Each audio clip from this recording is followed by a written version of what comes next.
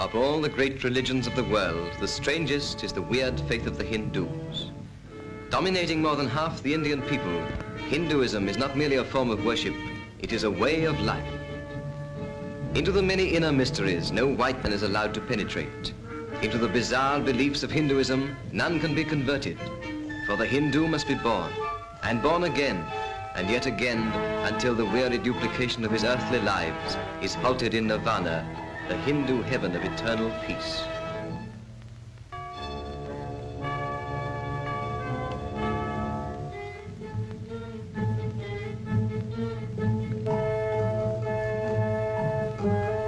Every Hindu believes in one God, the supreme spiritual being, permeating men, women, animals, and all the visible world. But not in God, one and indivisible, for the God of the Hindu can manifest himself in many forms, and to each form of God, its temples and its devotees. Here an idol of the goddess Kali is carried on a tour of her domain. Kali is the form of God which governs and delights in blood. Kali the terrible, whose anger must be allayed with sacrifice. Once upon her altar human beings bled to death. Now the blood of goats is held to be enough to satisfy her thirst. Her idol is of solid gold, inlaid with precious stones and hung with jasmine. In Hindu mysticism, Kali is the wife of Shiva, the destroyer. But the destroyer can delight in not destroying, and in that mood he is Nandi the bull, Nandi the joyous, worshipped as an embodiment of the force of reproduction. For him too there are rites, with prayers and incantations, and with ceremonial processions round his sacred image. For the delight of his pleasure-loving senses, an offering of sandalwood is held below his nostrils. To augment the many moods of God is one of the imperatives of Hindu ritual, and every animal is pressed into the service. Kali the terrible, who rides upon a tiger.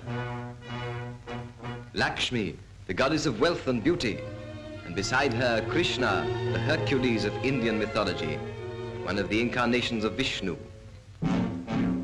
Shiva, the destroyer and reproducer, whose attendants are the snakes and whose symbol is the bull. Among the sons of Shiva, Ganesh is the elephant-headed god of learning and good luck.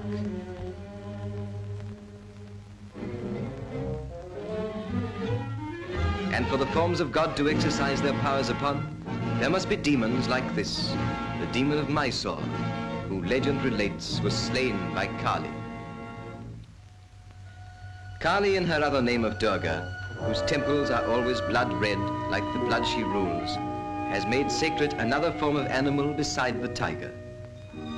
Here in the temple of Benares, the white-robed priests induct a stranger congregation than can be found in any other quarter of the world.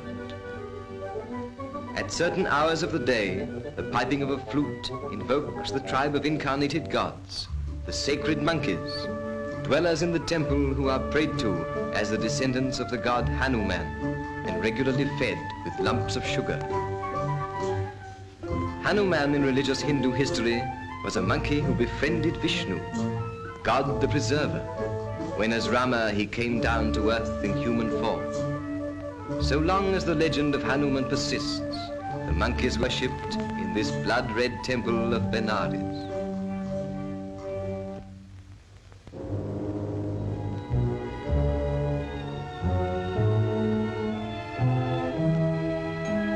At Belur and Halibib stand temples which have been back from the jungle. 1,000 years ago, they were in time engulfed by the encroaching undergrowth.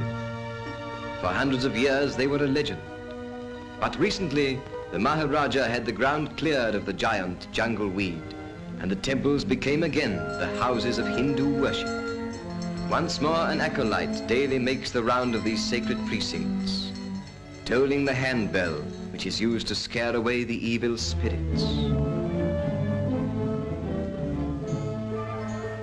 The outside walls are richly carved with incidents from Hindu legend, so rich that not one panel resembles any other, and the labor must have occupied the lifetime of 1,000 masons. Nothing else can so well illustrate the baffling complexity of Hindu faith.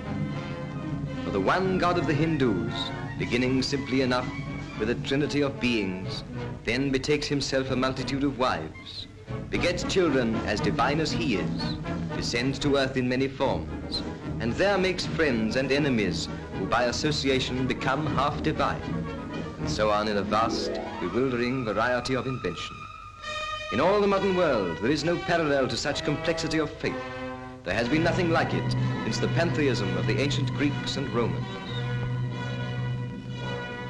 Here the sadhus, holy men of India, sit upon the temple steps, indifferent to the shimmering relentless heat, meditating on the many Hindu forms of God.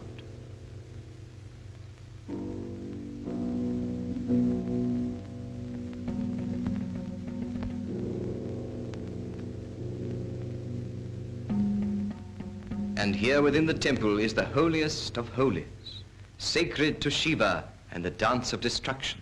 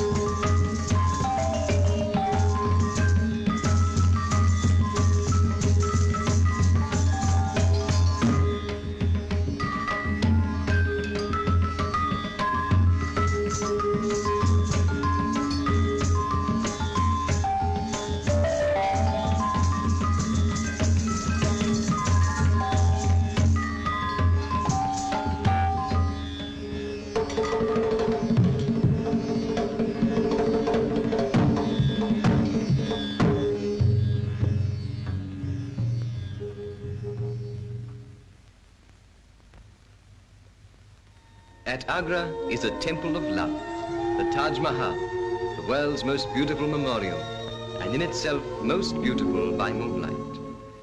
The Taj Mahal was built in memory of the queen and emperor adored, the Mumtaz-e-Mahal, which is in Hindustani the 11th palace.